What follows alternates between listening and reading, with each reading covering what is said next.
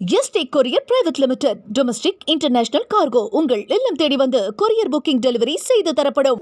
Doctor Sreevarma ஆயுள் தரும் ஆயுர்வேதா அறுவை சிகிச்சை இல்லா குணம் ஆயுள் கால நிவாரணம்.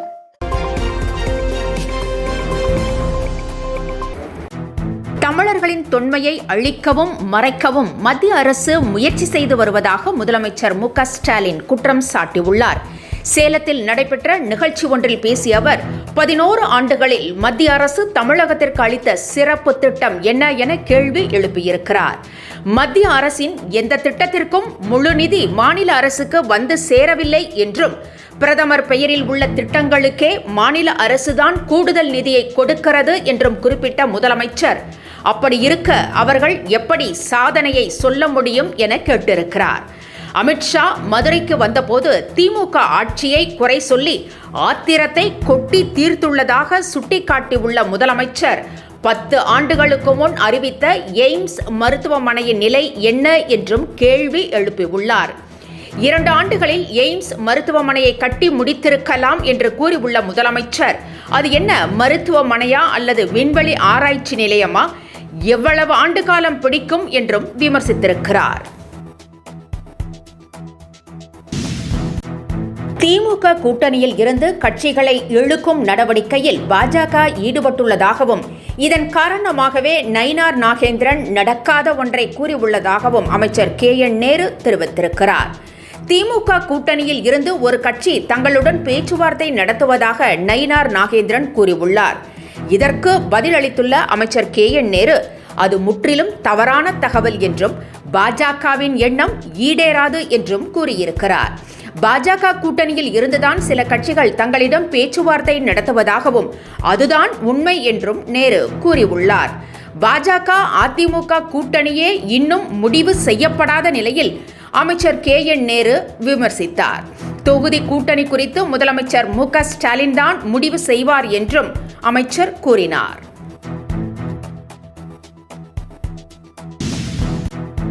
UPSC தேர்வில் இதுவரை இல்லாத அளவிற்கு தமிழக மாணவர்கள் சாதனை படைத்துள்ளதாக முதலமைச்சர் மு.க.ஸ்டாலின் பெருமிதம் தெரிவித்திருக்கிறார். இது தொடர்பாக அவர் வெளியிட்டுள்ள எக்ஸ் தள பதிவில், தமிழ்நாடு அரசின் அண்ணா நிர்வாக பணியாளர் கல்லூரிகளிலும் நான் முதல்வன் திட்டத்திலும் பயின்ற நம் மாணவர்கள் UPSC முதல்நிலை தேர்வு முடிவுகளில் இதுவரை இல்லாத எண்ணிக்கையில் சாதனை படைத்துள்ளதாக குறிப்பிட்டுள்ளார். முதன்மை தேர்வு, நேர்முக தேர்வு என அடுத்தடுத்து நீங்கள் முத்திரை பதிக்க வாழ்த்துவதாகவும் முதலமைச்சர் குறிப்பிட்டுள்ளார். உங்கள் வெற்றி முகங்களை நேரில் காண ஆவலாய் இருப்பதாகவும் இந்த சாதனைக்கு உறுதுணையாக இருந்த அதிகாரிகளுக்கும் பயிற்றுநர்களுக்கும் பாராட்டை தெரிவிப்பதாக கூறியுள்ள முதலமைச்சர், தமிழ் கொடி உயர உயர பறக்கட்டும் என்று மகிழ்ச்சி தெரிவித்திருக்கிறார்.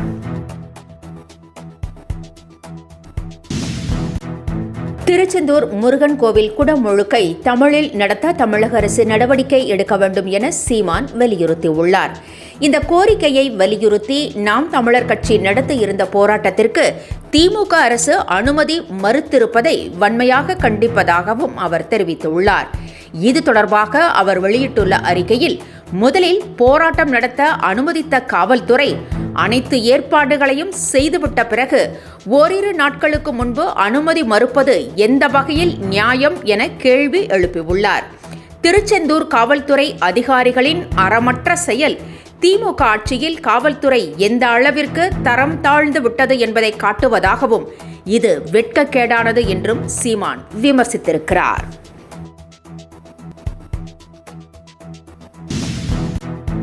நெல் கொள்முதல் விலையை 2500 ரூபாயாக உயர்த்தி முதலமைச்சர் மு.க.ஸ்டாலின் உத்தரவிட்டுள்ளார். டெல்டா பாசனத்திற்காக மேட்டூர் அணையை திறந்து வைத்த முதலமைச்சர் மு.க.ஸ்டாலின் சேலத்தில் நலத்திட்ட உதவிகளை தொடங்கி வைத்தார். அப்பொழுது நெல் கொள்முதல் விலையை உயர்த்துவதாக அறிவித்த அவர், சாதாரண நெல் ரகத்திற்கு குவிண்டாலுக்கு 131 ரூபாயும், சன்ன ரகத்துக்கு குவிண்டாலுக்கு 156 ரூபாயும் கொள்முதல் விலை உயர்த்தப்படுவதாக அறிவித்தார்.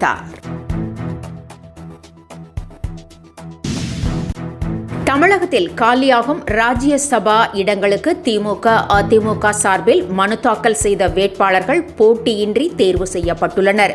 இதற்கான அறிவிப்பை தேர்தல் நடத்தும் அதிகாரி அதிகாரப்பூர்வமாக அறிவித்தார். ஜூலை 24ஆம் தேதி காலியாகும் 6 மாநிலங்களவை இடங்களுக்கு வரும் 19ஆம் தேதி தேர்தல் அறிவிக்கப்பட்டது. இந்த 6 இடங்களுக்கு திமுக சார்பில் சிவலிங்கம், சல்மா, வில்சன் மற்றும் மக்கள் நீதி மய்ய தலைவர் கமலஹாசன் ஆகியோர் மனு தாக்கல் செய்திருந்தனர். அதிமுக சார்பில் இன்பதுரை, தனபால் ஆகியோர் வேட்பாளர்களாக களமிறக்கப்பட்டனர். இந்நிலையில் இவர்கள் 6 பேரும் போட்டியின்றி தேர்வு செய்யப்படுவதாக அறிவித்த தேர்தல் நடத்தும் அதிகாரி வெற்றி பெற்றதற்கான சான்றிதழ்களையும் வழங்கினார்.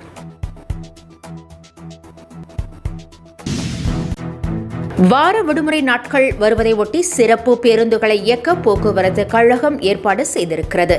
இதன்படி நாளை முதல் 15ஆம் தேதி வரை 1105 பேருந்துகள் இயக்கப்பட உள்ளன. சென்னையில் கிளாம்பாக்கம், மாதவரம், கோயம்பேடு ஆகிய இடங்களிலிருந்து கூடுதல் பேருந்துகள் இயக்கப்படும் என்று அறிவிக்கப்பட்டிருக்கிறது.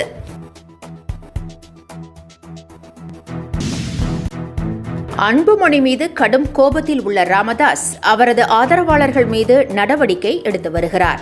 இந்நிலையில் பாமக பொதுச் செயலாளர் வடிவேல் ராவணனை நீக்க முடிவு செய்திருப்பதாக தகவல் வெளியாகியுள்ளது. அன்புமணி மீது உச்சக்கட்ட கோபத்தில் இருந்த ராமதாஸ் இன்று தைலாபுரத்தில் செய்தியாளர்களை சந்தித்தார். அப்பொழுது வடிவேலு ராவணனை கண்டுபிடித்து கொடுத்தால் 100 ரூபாய் பரிசு வழங்கப்படும் என அறிவித்தார். இந்நிலையில் அவரை பதவியிலிருந்து நீக்க ராமதாஸ் முடிவு செய்திருப்பதாக கூறப்படுகிறது. அன்புமணி நடத்திய கூட்டத்தில் வடிவேலு ராவணன் பங்கேற்றதே அவர் மீது ராமதாஸுக்கு கோபம் ஏற்பட காரணம் என்று தெரிகிறது.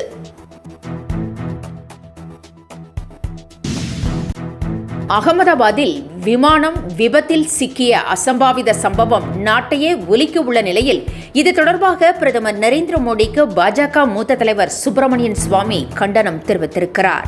அசம்பாவித சம்பவத்திற்கு பொறுப்பேற்று பிரதமர் தனது பதவியை ராஜினாமா செய்ய வேண்டும் என்றும் அவர் வலியுறுத்தியுள்ளார். 1950களில் ரயில் தடம் புரண்ட போது அப்போது ரயில்வே அமைச்சர் லால் பகதூர் சாஸ்திரி பதவி விலகியதாகவும், அதேபோல உள்துறை அமைச்சர் அமித்ஷா, விமான போக்குவரத்து துறை அமைச்சர் மற்றும் பிரதமர் ஆகியோர் பதவி விலக வேண்டும் என்றும் சுப்பிரமணியன் சுவாமி தெரிவித்திருக்கிறார்.